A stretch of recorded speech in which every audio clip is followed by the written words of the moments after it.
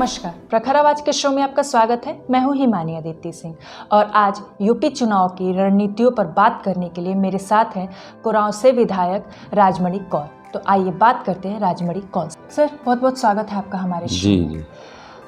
सबसे पहले तो मैं यही जानना चाहूँगी कि कुछ ही महीनों में अब 2022 के फिर से चुनाव है और 2017 में आप चुनाव जीत चुके हैं। जी। और सबसे बड़ी मार्जिनल जो थी जीत हार की वो आप ही की थी कहीं ना कहीं। जी। तो आप अभी तक कितने संतुष्ट हैं अपने काम से? मैं काम से संतुष्ट हूँ क्योंकि 2017 में जिस उम्मीद के साथ जनता ने हमको जिताया था, उस वैश्विक महामारी आने की वजह से हमारी सरकार भी और पूरा विश्व ही उस महामारी के चपेट में था, जिसकी वजह से कुछ काम छूट गए हैं।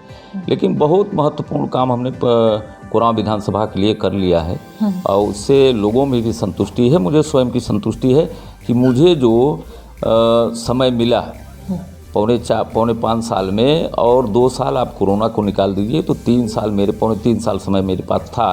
पौने 3 साल में मैंने बहुत महत्वपूर्ण कामों को किया जो आज तक कभी हुआ ही नहीं था। सपा बसपा की सरकारें आई प्रदेश में, कुरांव के विधायक भी 10-10 वर्ष रहे हैं, लेकिन जो महत्वपूर्ण किसानों के लिए था और वहाँ की जनता के लिए था, वो सारे काम छूटे हुए थे, उसको मैंने पूरा किया। इसलिए मुझे पूरी खुशी है, मन से मुझे संतुष्टि है कि मैंने अच्छा काम किया हूँ। तो आपने किसानों का मुद्दा उठाया है, वो थोड़ा बाद में बात करूंगी। अभी मैं यहाँ से अगली बात करूँ जी। तो 2017 में जो आपके वोटर रहे होंगे जी, वो 2012 में भी आपको वोट करेंगे, सपोर्ट करेंगे, क्योंकि राजनीतिक पार्टियों के साथ या राजनेताओं के साथ एक बहुत बड़ी समस्या होती है कि वो हर किसी को खुश नहीं रख सकते, कुछ ना कुछ लोग उनसे नाराज हो ही जाते हैं। बिल्कुल। तो जो 2017 में लोग आपके वोटर सपोर्टर रहे होंगे, हो सकता है वो कहीं ना कहीं इस समय आपसे नाराज होंगे, तो उनको संतुष्ट करने के लिए या अपने पक्ष में करने के लिए आपके पास क्या रणनीति है?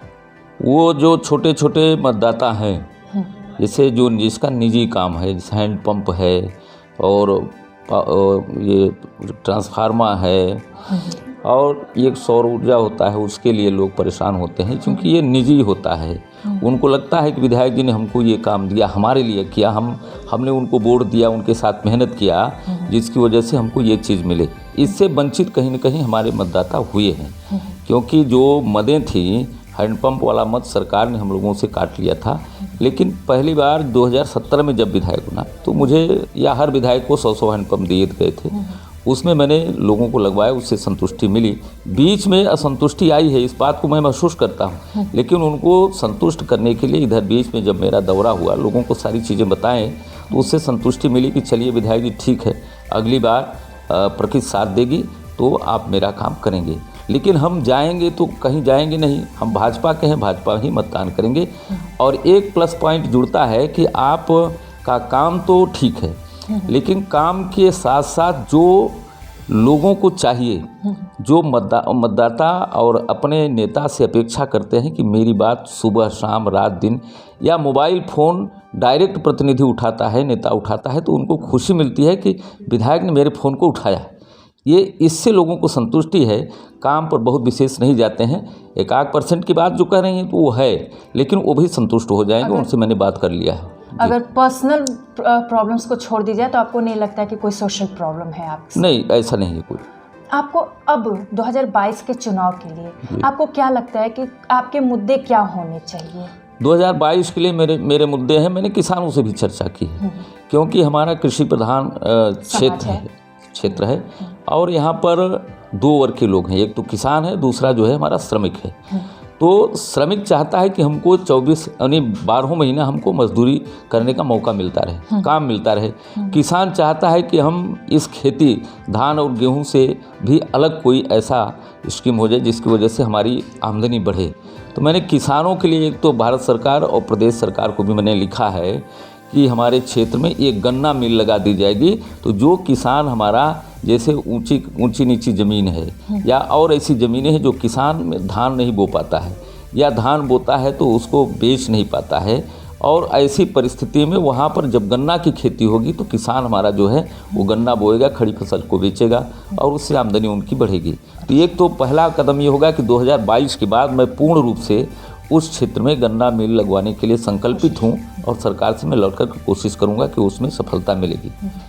और श्रमिकों के लिए हमने ये किया है कि श्रमिक के लिए भी एक हमारे यहाँ कताई मिल है, मेजा के नाम से जानी जाती है, और इस मिल को मैं एक फैक्ट्री के रूप में तब्दील करने के लिए उसको भी मैंने लिखा पढ़ी किया है। ये दो चीज़ें श्रमिकों और किसानों के लिए मैंने भविष्य में ये संकल्प लिया है कि इनको रोजगार भी उपलब्ध हो और किसानों को हमारे एक व्यवसाय भी मिलता रहे। अभी आप किसानों की बात कर रहे हैं, किसानों से पहले मैं थोड़ा खनिज और श्रमिकों की भी आप बात की, तो मैं खनिज और श्रमिक की बात कर लूँ, फिर किसानों पे आती हूँ। तो आपका जो क्षेत्र है वो जनजातीय क्षेत्र है, वहाँ सबसे ज़्यादा लोग जनजातीय रहते हैं, और लगभग 20 से लेकर 30% की जनसंख्या एक सर्वे में निकला है कि बेरोजगारी से परेशान है। और वहाँ पर रॉ मटेरियल काफ़ी ज़्यादा है, प्राकृतिक खनिज काफ़ी ज़्यादा है। तो आप श्रमिकों के लिए सबसे अच्छा कोई प्लांट क्यों नहीं लगवा देते, सीमेंट के प्लांट्स या सरिया उरिया ये सब? नहीं, ये तो मैंने कहा कि जो है जब हम उस दृष्टि में उद्योग के लिए हम बात किए हैं तो उसमें पहले हम सर्वे करा देंगे। अगर सीमेंट फैक्ट्री वहाँ लगने योग्य होगी, क्योंकि वहाँ जब सर्वे होता है तो रॉ मटेरियल के लिए वो खनिज पदार्थ को देखा जाता है कि ये कितना उपलब्ध हो सकता है यहाँ पर। अगर उपलब्धता ज़्यादातर रही तो सीमेंट फैक्ट्री भी लग सकती है और फैक्ट्रियाँ लग सकती हैं। उद्योग मंत्रालय से हमारी बात हुई है, उसको मैं कराऊँगा। और दूसरी बात, आप श्रमिकों की जो बात कर रही हैं, मैं उसको आपको बताता चलूँ कि हमारे यहाँ वनाधिकार एक्ट अभी लागू नहीं हुआ है।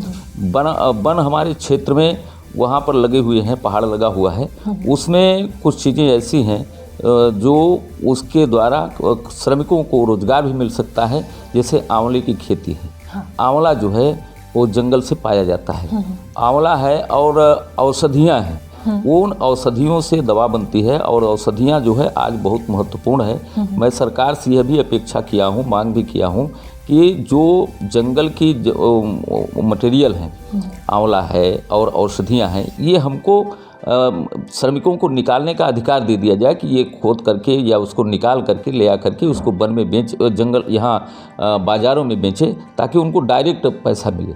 इस तरह की भी बात चल रही है। तो अभी तो डबल इंजन की सरकार है, तो फिर देरी किस बात की हुई? नहीं, देखिए ये स्कीमें हैं, और जो बड़े प्रोजेक्ट लगते हैं मैडम जी, उसमें समय लगता है। वो उत्तर प्रदेश सरकार पूरा नहीं करती है, भारत सरकार भी करती है। जब हमारी सरकार, प्रदेश की सरकार यहाँ से रिकमेंडेशन भेज करके भारत सरकार को देती है तो वहाँ से स्वीकृत होकर के आता है। मुझे विश्वास है कि 2022 में ये सारे प्रस्ताव हमारे पूर्ण होंगे। यानी ब्यूरोक्रेसी की वजह से जी। अभी किसानों की बात करें तो आप खुद बोले कि अभी किसानों की जो समस्या है, उन समस्याओं में से जो मुझे वहाँ के लोगों से बात करके जानकारी मिली वो ये है कि क्रय विक्रय केंद्र पर उनके अनाज बिकने में दिक्कत होती है। इस बारे में आपको पता है? और अगर पता है तो आप उसकी समस्या का समाधान? नहीं, उसके लिए हमें पूर्ण रूप से पता है। पिछली बार भी मैं लगा रहा, और पिछली बार भी मैंने धान किसानों की तौलवाया है, और इस बार हमने क्रय केंद्र, पिछली बार हमारे यहाँ कम थे, इस बार हमारे यहाँ 39 क्रय केंद्र बनाए गए हैं, जिसमें प्राइवेट और सरकारी दोनों मिला करके हैं। 13 हमारे जो है कोऑपरेटिव के हैं, और 3 हमारे विपणन शाखा हैं, शेष जो है वो सोसाइटियों की हैं। तो उसमें अभी एक लेटेस्ट आया कि जो किसान इंटरनेट के माध्यम से अपना टोकन लेगा, उसको एक क्रय केंद्र भी मिलेगा और एक निश्चित समय भी मिलेगा, और उसी समय पर वो तौलेगा। हालांकि यह योजना, यह नियम सरकार ले आई, लेट किया, लेकिन ये पहले से रहा होता तो धान तौल जाती। अब धान तौलने में कोई दिक्कत नहीं होगी। जो हमारे प्राइवेट दुकानें हैं, क्रय केंद्र हैं, उन पर भी हमने लगाम कसी है, डीएम से भी बात किया है। और यह तो मेरा संकल्प है कि मैं जनवरी और फरवरी, 15 फरवरी के पहले सारे किसानों की धान में तलवाऊँगा। ये किसान भी जानता है कि विधायक जी जब से आए हैं तब से किसानों की धान के लिए मारामारी नहीं होती है, कहीं न कहीं देर सवेर धान सबकी तौली जाती है। ऐसा मैंने प्रयास किया। किसानों के जो धान होते हैं या गेहूं हो जाते हैं, वो बिक जाने के बाद किसानों के साथ एक और बहुत बड़ी समस्या खड़ी होती है, जो शायद लोगों को नहीं पता है, उनके पैसे अकाउंट में आने। हाँ, वो समस्या है, लेकिन वो प्राइवेट सेक्टर की है।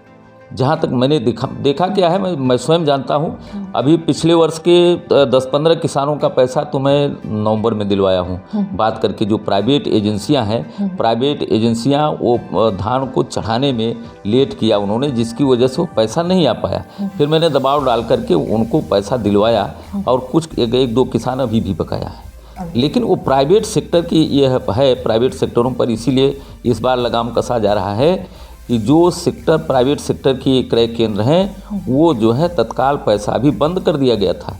और ये कहा गया कि जब तक आप 70% पैसा किसानों का नहीं दे देंगे तब तक आप तौल नहीं करेंगे। अब भी नहीं तौल शुरू हुई है प्राइवेट सेक्टर का, वो 70% पैसा पेमेंट करेंगे किसानों का तो होगा, क्योंकि पिछली बार धोखा हुआ था, अब की बार किसानों का पैसा नहीं रुकने पाएगा। चलिए उम्मीद करते हैं कि इस बार किसान अपना पैसा समय पे पाएगा। आपने गन्ना मिल की बात की, गन्ना में तो यूपी ऐसे भी एक नंबर का प्रोडक्शन रखता है, लेकिन उसके साथ साथ यूपी में एक और बहुत बड़ी समस्या है, खासतौर से यूपी में इस बार शायद ये मुद्दा भी बनने वाला है। गन्ना किसानों का बकाया भुगतान ही नहीं हो पाता है। और अपने मिल की बात नहीं, ये तो बात, इस बात को मैं नहीं मानता, क्योंकि अभी सरकार ने हमारी जो बकाया वो 2017 के पहले के बकाया थे उसको भी हमारी उत्तर प्रदेश सरकार ने बकाया पूरा किया है। ये तो विपक्षियों का प्रोपोगंडा है। अच्छा। जो विपक्षी हैं उनके पास कोई मुद्दा नहीं है मैडम जी, वो केवल एक मुद्दा बना करके गन्ना किसानों का पैसा भी वापस नहीं किया गया है। ये बिल्कुल फालतू है, इसमें कोई दम नहीं है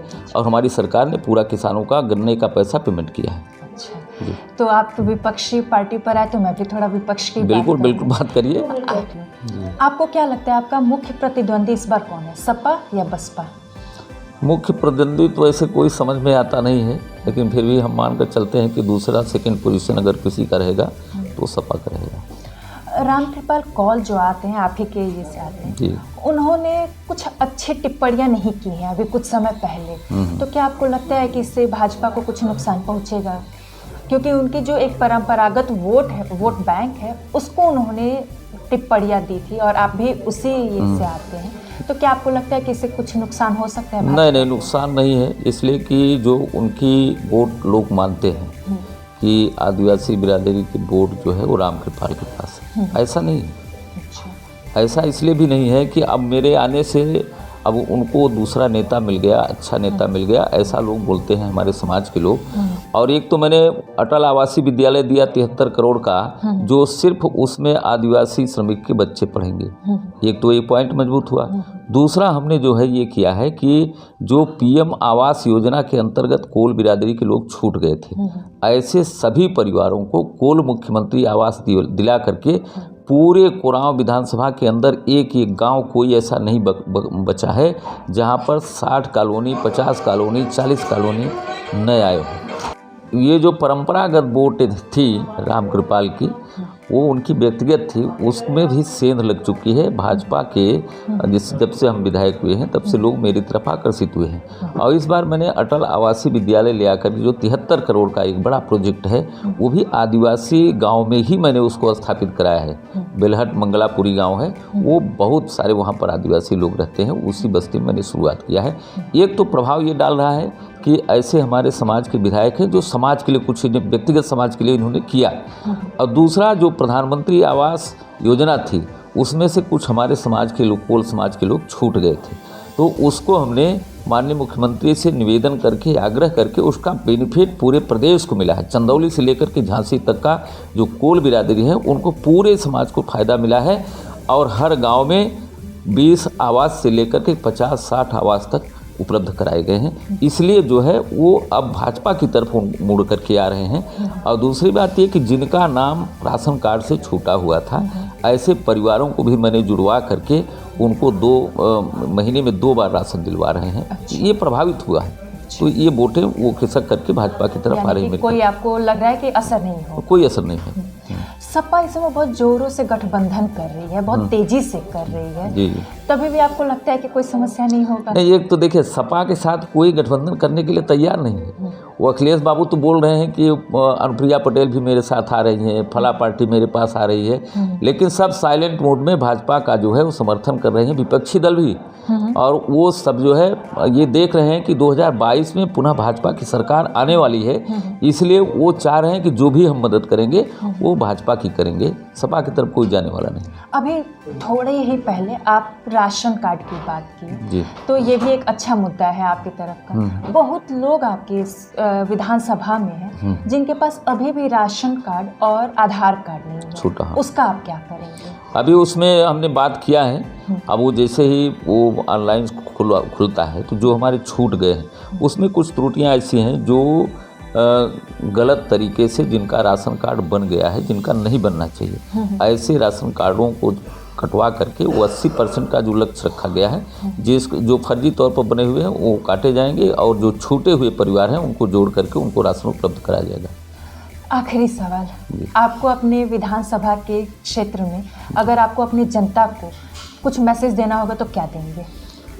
मैं उनको यही मैसेज दूंगा कि 2022 में आप पुनः भारतीय जनता पार्टी की सरकार ले आइए और मुझे विधायक बनाते हैं और बनाइए, ताकि जो हमारे काम छूटे हुए थे, जो आप लोगों ने जिम्मेदारी मुझे दी थी और मैंने 2022 में मैं पुनः विधायक बनूंगा और जो जनता ने हमारे ऊपर जिम्मेदारी दी थी, छूटे हुए जो अधूरे काम हमारे हैं उनको पूर्ण करके पूरी जनता के पास ले आऊँगा, उनके सामने रखूँगा और उसके बाद भी जो योजनाएं सरकार की आ रही हैं, लेटेस्ट आएंगी 2022 में बनेंगी, उसको मैं अपने ज़्यादा से ज़्यादा योजना विधानसभा कोरांव में मैं लेकर के आऊँगा और अपनी जनता को मैं तो चाहता हूँ कि कोरांव विधानसभा जो उत्तर प्रदेश की सबसे पिछड़ी हुई और सबसे अंतिम विधानसभा है, तो हमारी पार्टी का भी लक्ष्य है, भारतीय जनता पार्टी सरकार का भी लक्ष्य है कि अंतिम पायदान में बैठे हुए व्यक्ति का हम विकास करेंगे, उनका उद्धार करेंगे। तो हमारी विधानसभा भी पीछे है, तो सरकार का भी निगाह 2022 की सरकार बनने पर और इनको जो है विधानसभा कोरांव को आगे बढ़ाने का मौका मिलेगा। सर, आपको अग्रिम बधाई विधायक बनने की। आपका विश्वास काफ़ी ज़्यादा है, ऐसे ही रहे और जनता एक बार फिर से आप पर विश्वास करे। बहुत बहुत धन्यवाद। तो आपने अपने बिजी शेड्यूल में से हमें समय दिया, इसके लिए आपको बहुत बहुत धन्यवाद। आप थे राजमणि कौर। राजमणि कौर ने अपने पिछले कार्यकाल के बारे में बात की और किन किन योजनाओं पर कार्य की, ये सारी बातें रखी। इतना ही नहीं, 2022 के भी सारे मुद्दों को रखे कि आने वाले समय में इनका मुद्दा क्या होगा। तो इसी तरीके के जनप्रतिनिधियों के व्यूज़ को जानने के लिए बने रहे हमारे साथ। तब तक दीजिए हमें इजाज़त। धन्यवाद।